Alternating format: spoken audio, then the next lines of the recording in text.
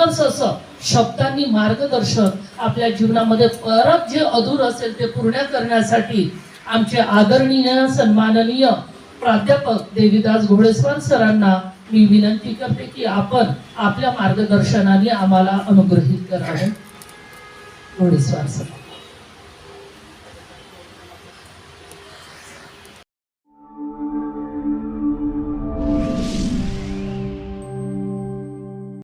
तो पारिवारिक धम्म संगोष्ठी बौद्ध महिला मैत्री संघ, इसकी नेता, मैं नेता शब्द वापस लेता हूँ और इनको कहता हूँ कि फ्रेंड, फिलोसोफर और गाइड. ये महत्व का है.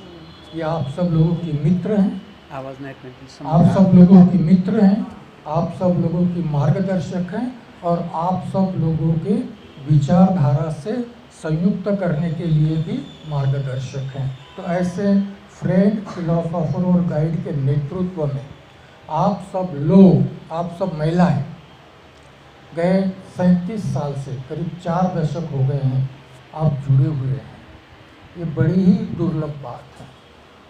कोई भी संगठन इतने दीर्घावधि तक जब कार्य करता है तो उनकी निष्ठा, उनका समर्पण, इसके प्रति सही में नतमस्तक होना, उनका अभिनंदन करना, उनको अभिवादन करना बड़ा आवश्यक होता है. इसीलिए सर्वप्रथम मैं आपको बधाई देता हूँ, आपको अभिवादन करता हूँ, आपका अभिनंदन करता हूँ जो कार्य आप कर रहे हैं उसके लिए. यह पुस्तिका आपने निकाली है, मैंने कल इसको पढ़ा है और पढ़ने के बाद मैं इस निष्कर्ष पर पहुँचा हूँ कि यह पुस्तिका स्त्री मुक्ति के संबंध में है. यह पुस्तिका जो बात करती हैं, बुद्ध धम्म का जो संबंध दिया है इसमें, संविधान का जो संबंध दिया है इसमें, उसमें आप स्त्री मुक्ति की बात करते हैं. शायद यह भी विश्वास हो कि स्त्री मुक्ति में ही सारे समाज की मुक्ति है, पुरुषों की भी मुक्ति है. और इसलिए जो व्यवस्था के हो, धर्म व्यवस्था हो, वर्ण व्यवस्था हो, जाति व्यवस्था हो, इसके जो भी दास हैं, एक शब्द जोड़ना चाहूँगा, पुरुष सत्ताक व्यवस्था, वो जरूरी है. यह सारे धर्मों में है. शायद बुद्ध धम्म भी उसका अपवाद नहीं है. बुद्ध धम्म में भी पुरुष शायद अपने पुरुष सत्ता मानसिकता से मुक्त हुआ हो, ऐसा मैं नहीं मानता.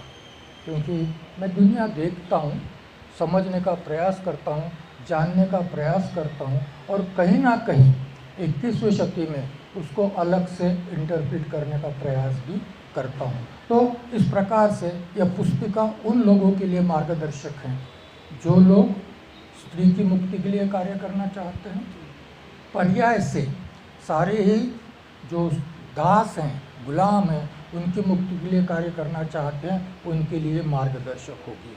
और जिनको भी इस मुक्ति की प्रक्रिया में काम करना है, उन्होंने यह पुस्तिका अवश्य पढ़नी चाहिए. इस प्रकार की यह पुस्तिका जो आपने प्रकाशित की, उसका आज इस मंच से अधिकृत तौर पर लोकार्पण हुआ है, ऐसा मैं घोषित करता हूँ. क्योंकि वो छूट गया था, ऐसा मैं घोषित करता हूँ, वो छूट गया था. मुक्ति की बात करते हैं तो सर्वप्रथम मैं तथागत गौतम बुद्ध की बात करूंगा, जो मुक्तिदाता है. वो स्वयं को मुक्तिदाता नहीं मानते, वो मार्गदाता मानते हैं. जो कहते हैं कि मैंने मुक्ति का मार्ग आलोकित किया है, जिनको चलना है वो उस पर चल सकते हैं. और ऐसे हमारे मुक्ति का मार्ग आलोकित करने वाले और विशेष तौर पर स्त्री की मुक्ति का मार्ग आलोकित करने वाले आद्य प्रवर्तक हैं. यदि उन्होंने स्त्री को भिक्खुनी होने का, निर्वाण का अधिकार नहीं दिया होता तो शायद आज स्त्री मुक्ति की प्रक्रिया इस मुकाम तक नहीं पहुंचती. और इसीलिए सर्वप्रथम मैं हिंदी में इसलिए बोल रहा हूँ क्योंकि ये पुस्तिका हिंदी में है. मैं सोच कर आया था कि ये पुस्तिका हिंदी में है तो मुझे हिंदी में ही बोलना चाहिए. इसीलिए तथागत गौतम बुद्ध को सर्वप्रथम मैं अभिवादन करता हूँ। धम्मचक्र प्रवर्तक अभी 12 अक्टूबर 2024 अशोक विजयादशमी 12 अक्टूबर 2024 धम्मचक्र प्रवर्तन। शायद कुछ लोग 14 अक्टूबर को भी मनाएं, क्योंकि हम लोग बहुत कम बार किसी बात पर सहमत होते हैं। चलता है, 2 बार मनाने से कोई फर्क नहीं पड़ता, अपनी अपनी बात है। अगर कभी कभी सहमति हो और एक साथ एक दिन मनाएं हम लोग, बड़ा अच्छा होगा हम सब लोगों के लिए। चाहते हैं 2 बार मनाने से कोई आपत्ति नहीं है, अगर होता है कभी तो अच्छी बात है। तो इस धम्मचक्र प्रवर्तन दिन के उपलक्ष्य में आप सब लोगों को मेरी बहुत बहुत मंगल कामना। और यह मंगल कामना यह भी करता हूँ कि इस संगठन का काम और आगे बढ़े, बढ़ता जाए, बढ़ता रहे। धम्मचक्र प्रवर्तक डॉक्टर अंबेडकर, साथ ही भारत के संविधान के निर्माता डॉक्टर अंबेडकर।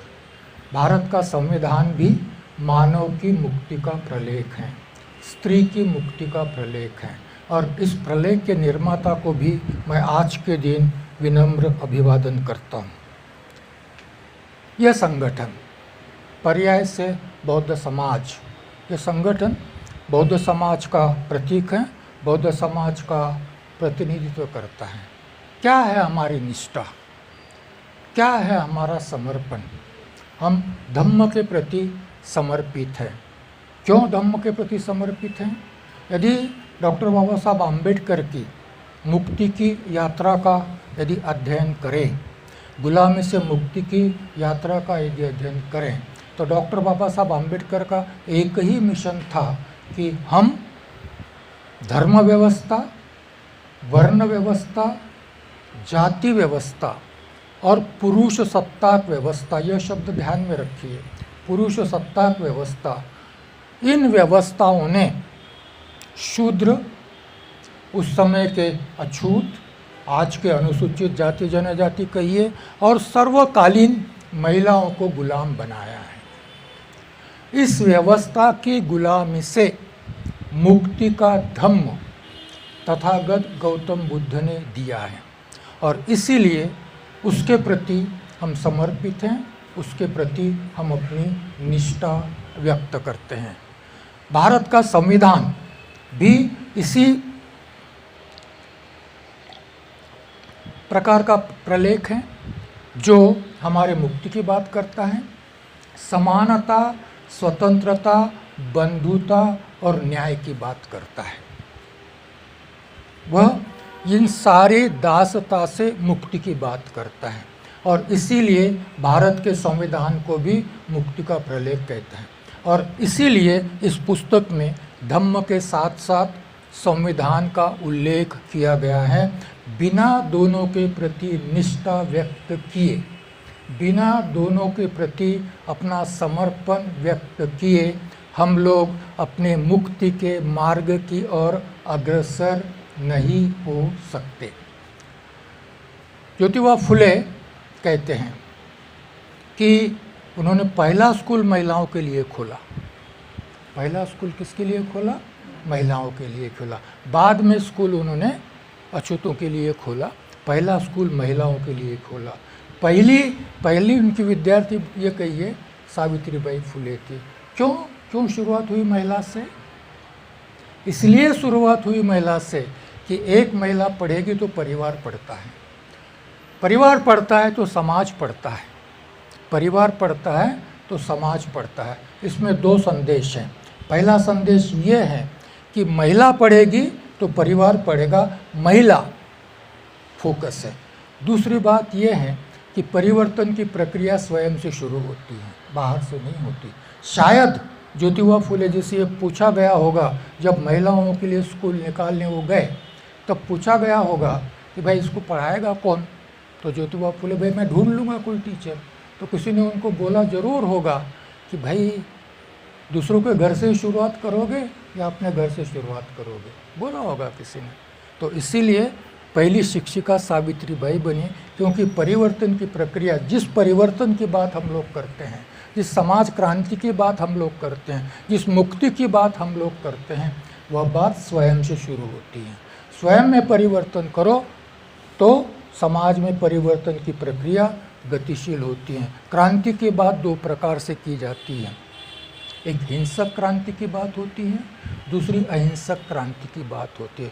हिंसक क्रांति व्यवस्था परिवर्तन में विश्वास करती है, व्यवस्था परिवर्तन करो व्यक्ति बदल जाएगा ऐसा बोलती हैं, परंतु अहिंसक क्रांति इसमें विश्वास नहीं करती। अहिंसक क्रांति व्यक्ति के परिवर्तन में विश्वास करती हैं और व्यक्ति के परिवर्तन से समाज परिवर्तित होगा इसमें विश्वास करती हैं। इसलिए धम्म की शुरुआत व्यक्ति से होती है, धम्म की शुरुआत व्यक्ति से होती है। व्यक्ति बदलेगा तो समाज बदल जाएगा, परिवर्तन की प्रक्रिया व्यक्ति से शुरू होती है।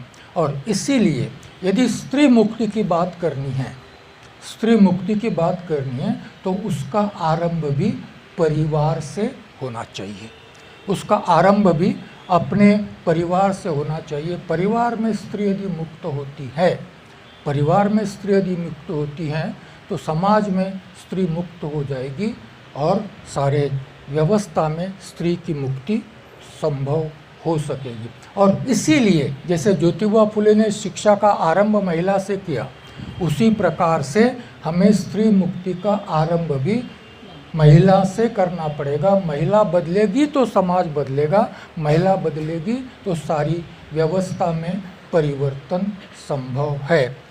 बड़ा अच्छा उदाहरण दिया गया है इसमें। स्त्री कैसे मुक्त होती है? मुक्त स्त्री किसको कहेंगे? एक बार आपने बुलाया था मुझे, तो मैंने उस समय भी इसी बात को कहा था, मुक्त स्त्री किसे कहेंगे? कुछ बता सकते हैं आप? म्हणजे काय? समाजात राहायचं असेल, कुटुंबात राहायचं असेल तर बंधनं आवश्यक आहेत, त्याशिवाय समाजात राहता येणार नाही, कुटुंबातही राहता येणार नाही।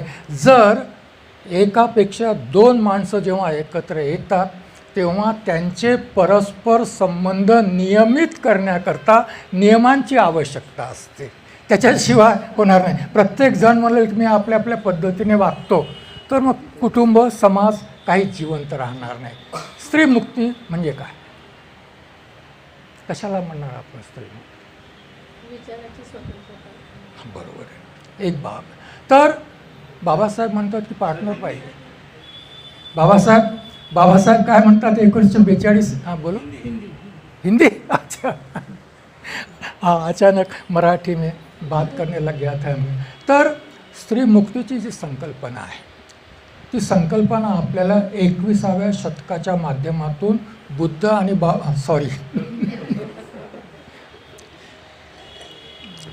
स्त्री मुक्ति की जो संकल्पना है वो 21वीं शती में जिस प्रकार से विकसित हुई है वो बुद्ध और बाबा साहब के माध्यम से समझनी पड़ेगी।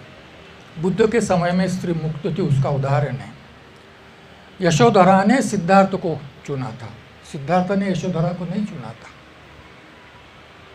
बराबर है, आपने पढ़ा है बुद्ध और धम्म। यशोधरा ने सिद्धार्थ को चुना था, बराबर है क्या? सिद्धार्थ ने यशोधरा को चुना था क्या? यदि यशोधरा नहीं कहती तो सिद्धार्थ क्या करता कि नहीं भाई ये मुझे नहीं चाहिए, तो सिद्धार्थ क्या कर सकता था? कुछ था उसके लिए, वो तो वापस चला जाता ना। मगर उसने कहा, माँ बाप का विरोध होते हुए भी उसके पिता नहीं चाहते थे कि वो ध्यान में बैठने वाले से उसकी शादी हो, जो युद्ध की बात नहीं करता उससे शादी हो, नहीं चाहते थे उसके माँ बाप, यशोधरा के माँ बाप। मगर उन्होंने कहा कि शादी करूँगी तो इसी से करूँगी। इसको कहते हैं निर्णय की स्वतंत्रता। इसको क्या कहते हैं? निर्णय की स्वतंत्रता। और बाद में यशोधरा का उदाहरण मैं इसलिए देता हूँ, महाप्रजापति गौतमी का नहीं दूंगा मैं उदाहरण, क्योंकि दोनों में अंतर है। समझ लीजिए, जब दोनों के परिनिर्वाण का समय आता है तो महाप्रजापति गौतमी बुद्ध के पास अनुमति लेने जाती हैं कि मुझे अभी परिनिर्वाण को प्राप्त होना है, कृपया आप अनुमति दीजिए। यशोधरा कहती है मैं आपकी अनुमति लेने नहीं आई, मैं आपको सिर्फ सूचित करने आई हूँ। बुद्ध हैं, बुद्ध से जब जिन्होंने उसको दीक्षित किया, जिन्होंने उनको दीक्षित किया, उनसे भी वो कह सकती हैं की मैं अनुमति लेने नहीं आई. बराबर आहे का? तुम्ही माझ्यापेक्षा जास्त अध्ययन करता. तुम्ही अनुमति लेने नहीं, मैं सिर्फ कहने आया हूँ कि अब मेरा परिनिर्वाण का समय निकट आया है और मैं परिनिर्वाण को प्राप्त होना चाहती हूँ, उसकी सूचना मैं आपको देना चाहती हूँ. मैं कभी कभी युवा वर्ग के साथ बात करता हूँ, उनसे पूछता हूँ कभी कभी. बड़ा धम्म को समझना बड़ा कठिन काम है, कैसे समझेंगे हम समझ में नहीं आता. धम्म को समझना मेरे दृष्टि से तो बहुत कठिन, मेरे लिए बड़ा आसान नहीं है. कभी कभी पूछता हूँ मैं युवा वर्ग से कि क्या, पर्टिकुलरली कन्याओं से पूछता हूँ कि आपको अपना पति चुनने का अधिकार है? मुंडी हिल रही है. नहीं है. फिर स्वतंत्र कैसी है स्त्री? जिस महिला को 18 वर्ष की आयु में भारतीय संविधान ने वोट का अधिकार दिया है, इसका मतलब वो अपना प्रतिनिधि चुन सकती है, एमएलए चुन सकती है, मुख्यमंत्री चुन सकती है, प्रधानमंत्री चुन सकती हैं, परंतु पति नहीं चुन सकती. और फिर भी दावा है कि हम स्वतंत्र हैं. फिर भी दावा है कि हम स्वतंत्र हैं. जो संविधान, जिसको शपथ लेते हैं हम, जिसके प्रति अपना समर्पण व्यक्त करते हैं, वो संविधान यदि 18 साल की कन्या को मत का, वोट का अधिकार देता है, वही संविधान को समर्पित होने वाले लोग यदि अपनी कन्या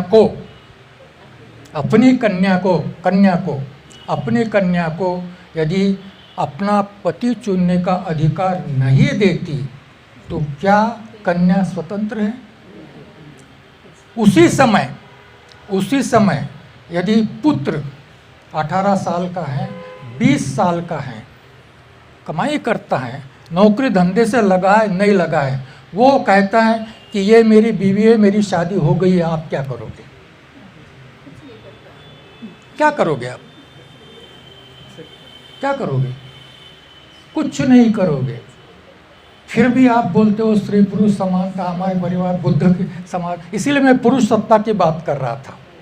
इसीलिए मैं पुरुष सत्ता, बुद्ध धम्म के लोग भी, बुद्ध को मानने वाले भी, संविधान को मानने वाले भी पुरुष सत्ताक व्यवस्था से मुक्त नहीं है. न तो स्त्री मुक्त है, न तो पुरुष मुक्त है. कोई चैलेंज नहीं करता इसको, कोई इसको आह्वान नहीं करता, कोई चैलेंज नहीं करता. अभी कल परसों मैं एक स्कूल के कार्यक्रम में गया था, और स्कूल जिसको सह शिक्षा कहते हैं, बच्चे बच्चियां एक साथ पढ़ते हैं, सह शिक्षा कहते हैं.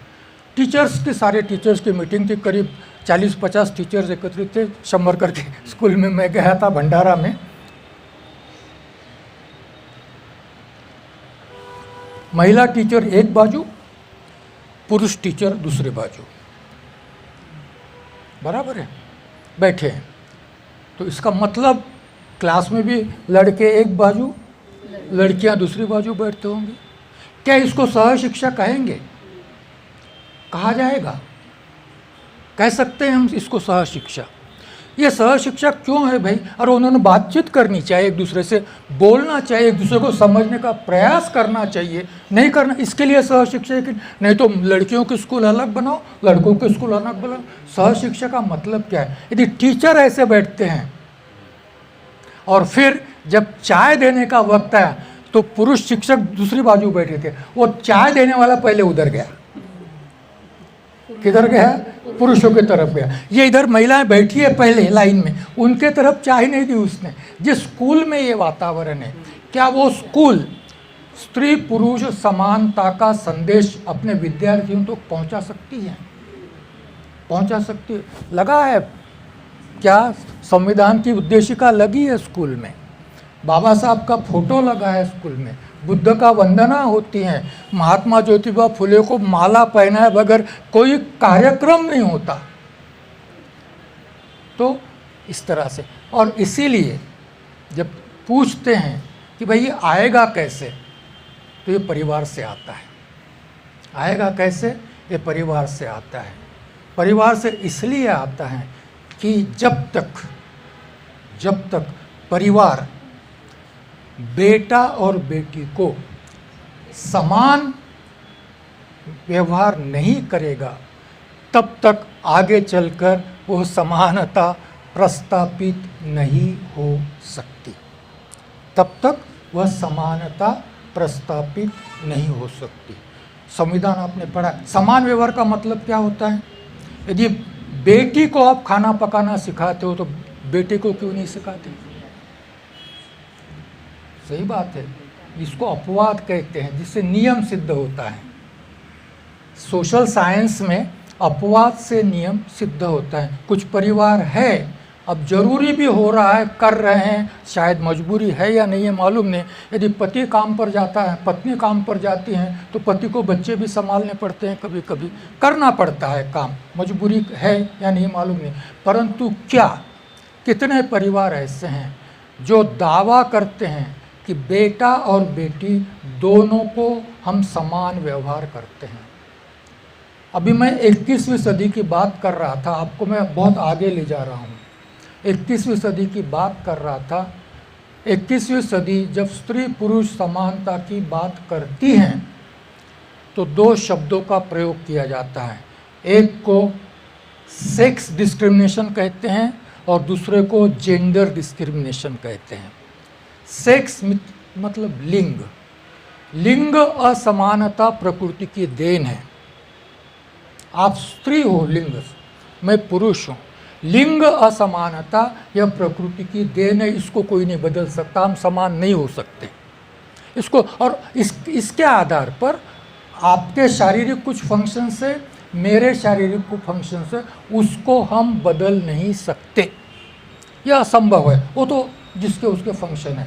परंतु जब लिंग भाव समानता कहते हैं, डॉक्टर बाबा साहब अम्बेडकर का संविधान आपने इसमें लिखा है, आपने जरूर पढ़ा होगा, ये उद्देशिका है। इसमें कहा है हम भारत के लोग, क्या कहा है? बाबा साहब ने ये क्यों नहीं कहा कि हम भारत के सारे ही स्त्री और पुरुष? क्यों नहीं कहा बाबा साहब ने? बताइए ना, कह सकते थे कि नहीं? हम भारत के सारे ही स्त्री और पुरुष क्यों नहीं कहा? बाद में वो कहते हैं और समस्त नागरिकों को, समस्त स्त्री पुरुषों को क्यों नहीं कहते? क्यों नहीं कहते? फंडामेंटल राइट्स का चैप्टर यदि आप पढ़ो तो उसमें कहीं भी स्त्री पुरुष शब्द नहीं है। व्यक्ति है, नागरिक है। पढ़िए क्यों ये शब्द क्यों प्रयोग किए गए? ये शब्द इसलिए प्रयोग नहीं किए गए कि इस समाज में यदि स्त्री और पुरुष शब्द प्रयोग करो तो हम सेक्स डिस्क्रिमिनेशन की बात करते हैं। तो स्त्री है तो स्त्री ने इस प्रकार से ही व्यवहार करना चाहिए, उससे दूसरा व्यवहार अपेक्षित नहीं है। संविधान यह कहता है कि बेसिकली ये सेक्स डिस्क्रिमिनेशन होने के बाद भी, लिंग भेद होने के बाद भी हम सब मनुष्य हैं। हम सब मनुष्य हैं। हम सब क्या है? अंग्रेजी में इसके लिए शब्द प्रयोग किया गया है human being. Man, woman, human being. हम सब क्या है? संविधान आपको ह्यूमन बीइंग मानता है और इसीलिए ना तो आप पुरुषों से श्रेष्ठ हो ना पुरुषों से कनिष्ठ हो। हम सब ह्यूमन बीइंग है। जिसकी जैसी शारीरिक, बौद्धिक जो भी क्षमता होगी वह जीवन में उस क्षमता के आधार पर अपनी भूमिका को चुनेगा, अपना भूमिका का निर्वाह करेगा। किसी के भी लिए शारीरिक फंक्शंस को छोड़कर किसी के भी लिए संविधान कोई भी भूमिका निश्चित नहीं करता। बच्चे को जन्म देना है तो शारीरिक फंक्शन है आपका, इसको संविधान नहीं बदल सकता। मगर बाकी सारे, बच्चे के जन्म के बाद बच्चे की परवरिश जरूरी है स्त्री ने करना, जरूरी है स्त्री ने करना। स्तनपान स्त्री का काम है, वो करेगी, परंतु बाकी परवरिश जरूरी है स्त्री ने करना। किसने किया? ये कौन बताता है? ये स्त्री की जो, इसको बोलते हैं सोशलाइजेशन, संस्कृताइजेशन। इसको संस्कार देना बोल। तू स्त्री है, तेरे को यही करना पड़ेगा। फिर हजारों स्त्रियां भारत में ऐसी हैं कि बच्चे के जन्म के पश्चात जिन्होंने अपना करियर समाप्त कर दिया। पढ़े लिखे परिवारों के लोग है कि नहीं? पढ़े लिखे परिवारों के लोगों ने अपना करियर खत्म कर दिया। बच्चे की देखभाल कौन करेगा? मेरा काम नहीं है, हम नहीं करेंगे, तेरा काम है, तुझे करना पड़ेगा। क्या इसको हम समानता कहेंगे? मैं बड़ा अलग से बात कर रहा हूँ, अलग ढंग से बात कर रहा हूँ आपकी, परंतु इसको समानता नहीं कहते। हम लोग को सोचना पड़ेगा कि हम लोग मनुष्य प्राणी हैं। शारीरिक भेद होते हुए भी बाकी किसी भी प्रकार का कोई भी भेद जो बताया जाता है वो हमारे संस्कारों से मिलता है हमको। वो हमारे संस्कार, अरे तू मुलगा आहेस, तू किती बेटा तो आला का अभ्यास करून त्याला दे बरं जरा पाणी, और वो आई तो बेटी आई तो बेटा पानी नहीं देता। यहाँ से शुरू होता है।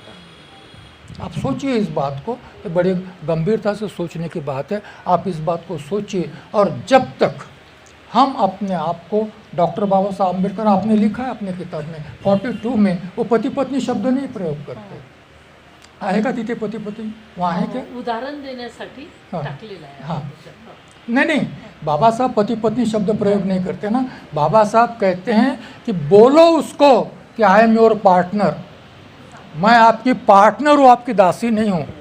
क्योंकि बाबा साहब उस समय भी मानते थे, 1942 में उस समय भी मानते थे कि पत्नी करीब करीब दासी होती हैं, कभी कभी देवी होती हैं, परंतु मुख्यतः दासी होती हैं। और इस संस्कार जिस भी धर्म ने हमें दिए हो, उस संस्कार से बौद्ध धम्म ग्रहण करने वाला पुरुष भी अभी तक मुक्त नहीं हुआ है। ये मेरी परेशानी है, ये मेरी परेशानी है। और जब मैं इस किताब को पढ़ता हूँ, जब इसमें धम्म की बात सुनता हूँ, जब मैं संविधान की बात पढ़ता हूँ, तब मुझे लगता है कि कहीं ना कहीं हमें स्त्री मुक्ति के बारे में बड़ी गंभीरता से सोचना पड़ेगा। और जब तक यह नहीं होगा तब तक न तो हम धम्म का ठीक से पालन कर पाएंगे और न ही संविधान को ठीक से अमल में ला सकेंगे। आज भी कहा जाता है 50 घर में निर्णय प्रक्रिया की बात की जाती है। निर्णय प्रक्रिया कौन करता है? निर्णय बड़ा, मुझे इकोनॉमिक्स में बड़े अजीब अजीब से उदाहरण दिए जाते हैं। बहुत सारी महिलाएं शायद बाहर काम नहीं करती। एक उदाहरण देना चाहता हूँ, कैसा लगेगा आपको मालूम नहीं। एक पिगू नाम का अर्थशास्त्री था, वो कहता है कि स्त्री के बारे में बड़ी अजीब सी सोच है। एक पढ़ा लिखा पुरुष था, उसके यहाँ काम करने के लिए एक महिला थी, उसको वेतन देता था, वेतन देता था और वो काम करती थी। दोनों में प्रेम हो गया, दोनों ने शादी कर ली, वही काम सारे वो करती मगर उसको वेतन नहीं मिलता। वही काम, वो सारी महिला वही काम करती है मगर अब उसको वेतन नहीं मिलता। और इसीलिए स्त्री मुक्ति की बात करने वाले जो महिला घर संभालती हैं उसको भी वेतन मिलना चाहिए, इसकी मांग करते हैं। उसके श्रम फुकट में नहीं आते। आपका बच्चा भी संभालेगी, आपको भी संभालेगी, कपड़े भी करेगी, ये भी करेगी, वो भी करेगी, और फिर आप साहब बनकर काम पर जाओगे, आने के बाद चाय देगी और सब कुछ करोगे, और फिर बोला जाएगा आप क्या करते हो, घर में तो रहती हो। ये स्त्री समाज, स्त्री पुरुष समानता नहीं है। तो हाँ, घुमून फिरून केलं मी त्याला त्याच्यात तो मेरे लिए ये किताब गाइड है। काय के लिए गाइड है? स्त्री मुक्ति के लिए। मेरी ये मान्यता है कि जब तक स्त्री मुक्त नहीं होगी तब तक समाज मुक्त नहीं होगा। तब तक समाज और धम्म हमें मुक्ति का मार्ग बताता है, संविधान हमें मुक्ति का मार्ग बताता है। मगर मुक्ति की बात करते समय धर्म व्यवस्था, वर्ण व्यवस्था, जाति व्यवस्था और पुरुषसत्ताक व्यवस्था से मुक्ति, और जब हम मुक्ति की बात करते हैं तो ये भी बात ख्याल में रखनी पड़ेगी कि मुक्ति में जो गुलाम है सिर्फ उसकी मुक्ति नहीं होती, गुलाम करने की मानसिकता जिसकी है उसकी भी उसमें मुक्ति है, दोनों की मुक्ति है। इसीलिए गुलाम की मुक्ति में सारे समाज की मुक्ति है। और यह इसके लिए संघर्ष कौन करेगा? संघर्ष करने की ज़रूरत नहीं, बातचीत करने की ज़रूरत है, डायलॉग करने की ज़रूरत है, परंतु बातचीत आपको करनी पड़ेगी, क्योंकि पुरुष चाहे कोई भी हो जो अपनी सत्ता नहीं छोड़ता। कभी कभी मैं भी अपने, अभी मेरी पत्नी का निधन हो गया है, अभी नहीं है, हम कभी कभी बात करते थे कि भाई मैं जब सिनेमा देखने जाता हूँ तो मैं बताता हूँ, कभी कभी अच्छा लगा, मैं अच्छा पति हूँ तो बताता हूँ कि मैं सिनेमा देखने जा रहा हूँ, ज़रा खाना खाने के लिए देरी से आऊँगा, राह मत देखना। फिर भी वो राह देखती रहती है, आएगा तो साथ में खाना खाएंगे। मगर जब वो उसको सिनेमा में कहीं जाना हो मुझे छोड़कर तो वो पूछ के जाती है, बता के नहीं जाती, बराबर है। वो पूछ के जाती हैं। मैंने उसको बोला कि क्यों पूछना, अब क्या करें, माँ बाप की शिक्षा है, समाज की शिक्षा है, पूछना पड़ता है। और आप गुस्सा हो गए तो निकल जा मेरे घर से, तो मैं क्या करूँगी। तो स्त्री मुक्ति यह बड़ा गहन गंभीर विषय है, इसको बड़ी गंभीरता से सोचना पड़ेगा। आप इसके बारे में सोच रहे हो, आप इसके बारे में जानना चाहते हो, इसके लिए मैं आपका अभिनंदन करता हूँ। शायद यहाँ जो बैठे हैं उनमें परिवर्तन की संभावना कम है, क्योंकि दूसरे को भी बदलना है, संभावना कम है। मैं आने वाली पीढ़ी की बात करता हूँ।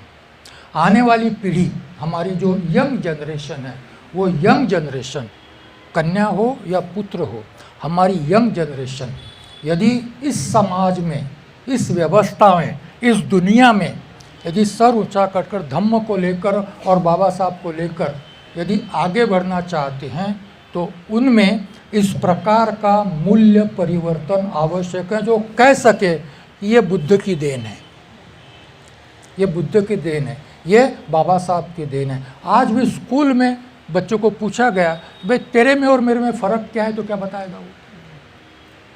तेरे में और मेरे में फ़र्क क्या है तो क्या बताएगा? फ़र्क कहाँ से आता है? संस्कार से आता है। फ़र्क कहाँ से आता है? संस्कृति से आता है। स्त्री के प्रति मैं बड़ा सेंसिटिव हूँ। एक बार मैं दीक्षा भूमि पर बात कर रहा था, मुझे इसके साक्षी हैं, बड़ा अजीब सा लगता है, आप इसको कैसा देखते हैं मुझे नहीं मालूम।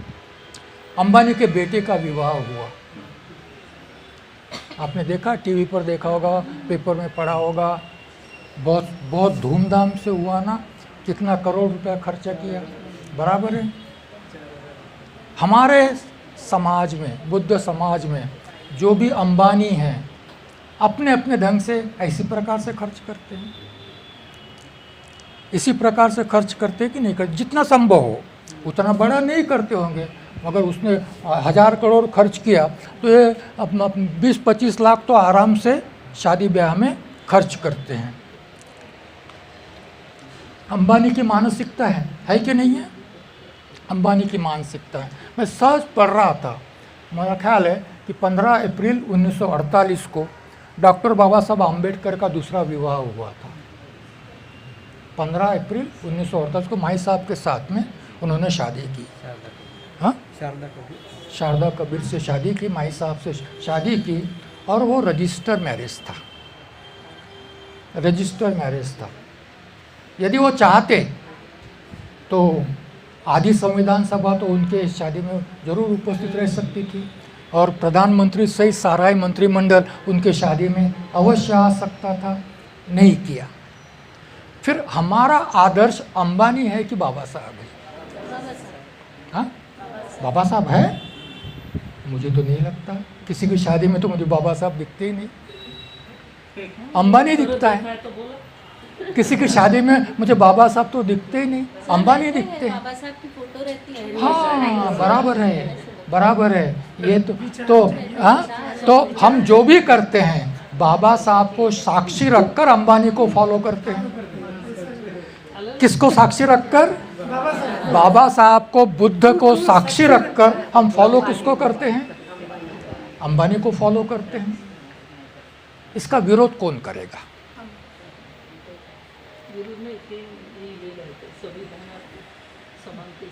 इसका विरोध कौन करेगा? यदि 18 साल की बच्ची शादी के पहले उसको बोल नहीं सकती कि मैं रजिस्टर्ड मैरिज करूंगी या सिंपल मैरिज बिहार में करूंगी, ये तामझाम मुझे नहीं चाहिए, तो कौन करेगा विरोध? पुरुष नहीं करेगा इसका विरोध, शायद नहीं करेगा। करेगा भी कोई, होगा तो करेगा भी। कौन करेगा? बदलना चाहिए कि नहीं बदलना चाहिए? क्या फ़र्क है? सिर्फ मूर्ति बदल गई है, बाकी विवाह में, बाकी लोगों के विवाह, हमारे विवाह में क्या फ़र्क है? हमारे संस्कार अलग कहाँ से बताएंगे हम? कैसे बताएंगे? कैसे होगा इस? ये बातें जो है, हम जो बोलते हैं वो दिखते नहीं हैं, वो व्यवहार में कहीं पर भी दिखाई नहीं पड़ता, और जो हम दिखाना चाहते हैं वो इन दोनों के फिलॉसफी से कहीं जुड़ता नहीं है। तो यह विरोधाभास जो है हमारे जीवन में, हम बिहार में जाएंगे, सब कुछ करेंगे, मगर ये जीवन का जो विरोधाभास है हमारे जीवन में, इसको हम दूर कैसे करेंगे? और शुरुआत कहाँ से होगी?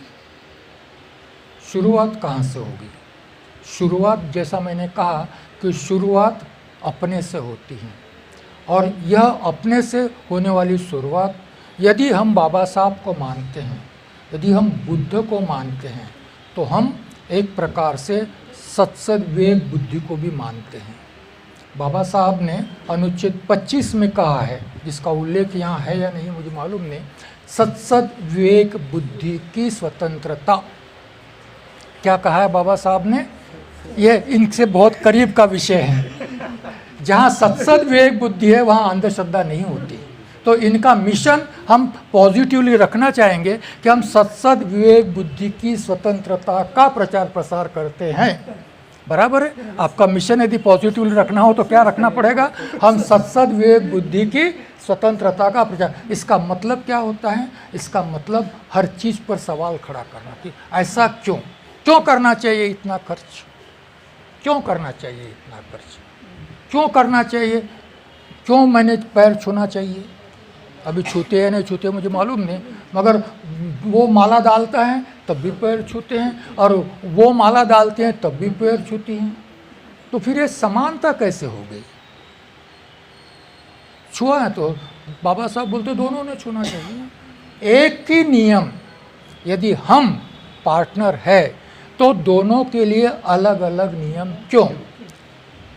जब तक हम अपने आप को स्त्री समझेंगे, मनुष्य प्राणी नहीं समझेंगे, ह्यूमन बीइंग नहीं समझेंगे, और वो तुम स्त्री हो तो वो पुरुष है, ये एक सिक्के के दो पहलू होते हैं। वो ब्राह्मण है तो कोई महार है कि नहीं?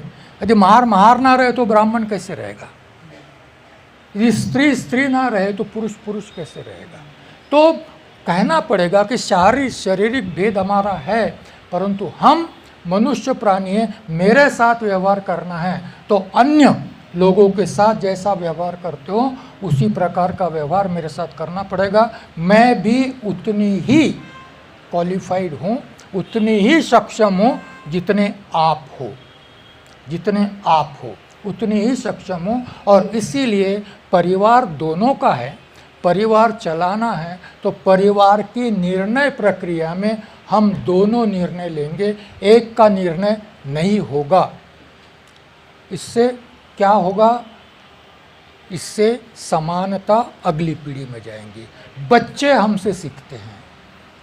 बच्चे इन्होंने कहा, बुद्ध ने भी कहा था, मैं राहुल को क्या दे सकता हूँ? पढ़ा ना आपने बुद्ध और धम्म, जब यशोधरा कहती है राहुल को कि जा तेरे बाप के पास बहुत सारी धन दौलत, जा मांग उसको। बुद्ध कहता है कि मेरे पास सोना चांदी रत्न कुछ भी नहीं है, मेरे पास धम्म है, मैं धम्म दे सकता हूँ, लेना है तो लो। हाँ, यह हमारी परंपरा है। बाबा साहब ने क्या दिया हम लोगों को? संविधान दिया, धम्म दिया, और क्या दिया बाबा साहब ने? यदि ये परंपरा चलानी है तो हमको ये समझना पड़ेगा।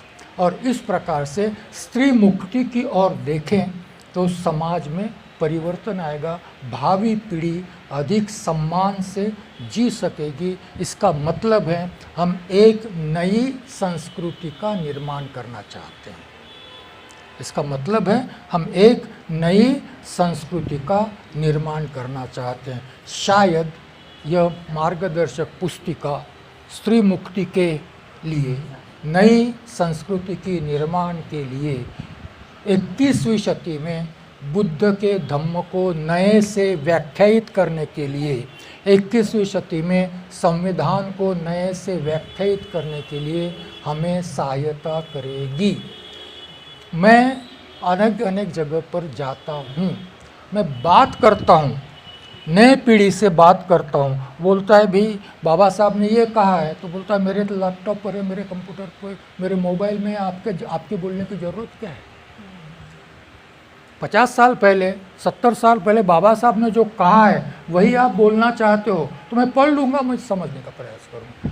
बाबा साहब को 21वीं शती में आप इंटरप्रेट कैसे करते हो, ये बताओ। मेरी दृष्टि से बाबा साहब समझा के बताओ, मेरी दृष्टि से बुद्ध समझा के बताओ। और यह बात बड़ी कठिन है,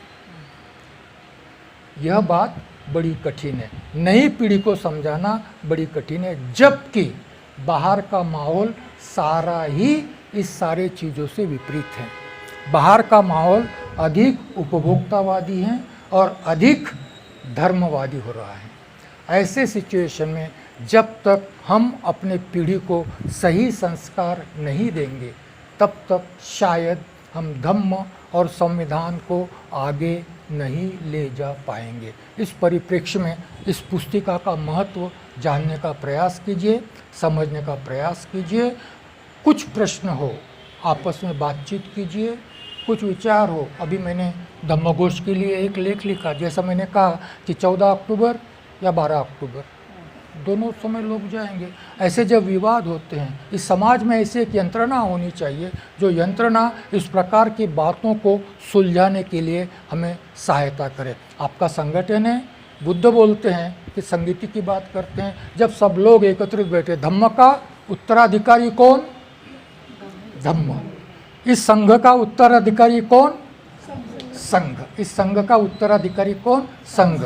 फिर संघ जब उत्तराधिकारी है तो संघ में यदि किसी प्रकार की समस्या निर्माण होती है तो समाधान कहाँ पर है?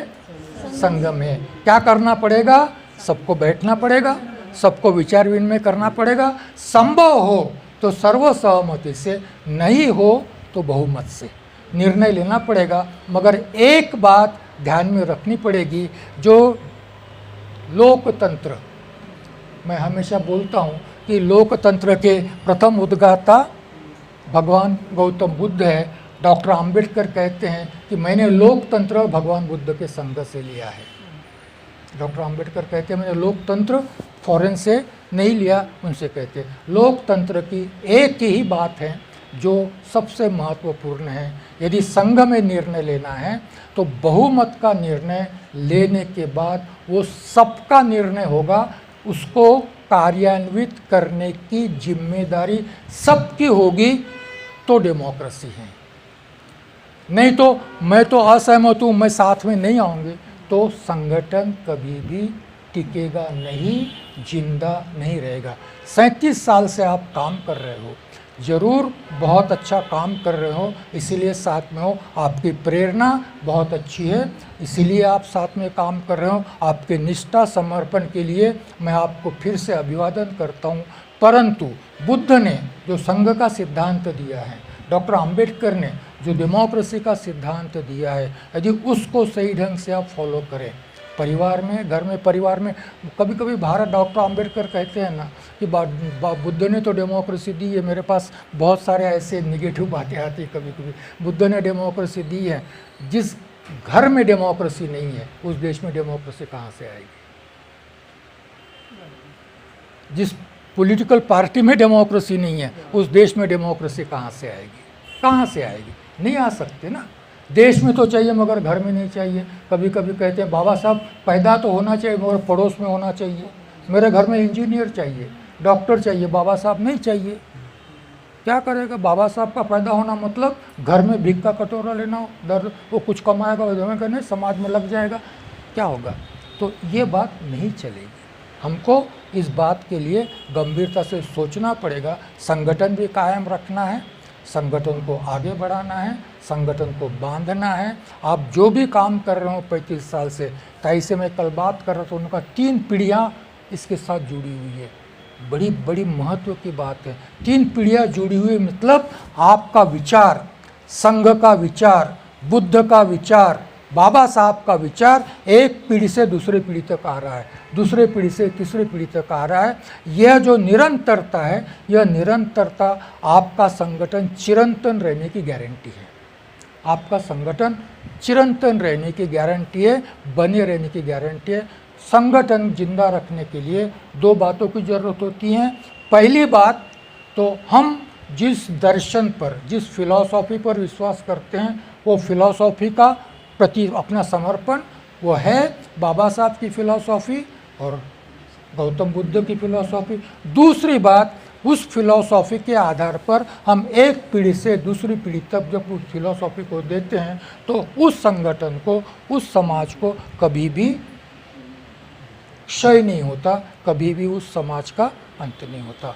आपके लिए मैं मंगल कामना प्रेषित करता हूँ कि आपका संगठन और बढ़े, आप और भी अच्छे अच्छे काम करो। ये जो चैलेंजेस समाज के सामने आ रहे हैं, इसको आप अपने ढंग से इसका सामना करने का साहस आप में है, आप इस पर भी काम करो। और स्त्री मुक्ति के आपके प्रयास, जिस ढंग से आप लोग सोचते हो, स्त्री मुक्ति के आपके प्रयास सफल हो, इसकी मंगल कामना करता हूँ। और आपने यहाँ पर मुझे बुलाकर जिन शब्दों के साथ मेरे प्रति आपने अपना आदर व्यक्त किया, उसके लिए मैं आपको धन्यवाद देता हूँ।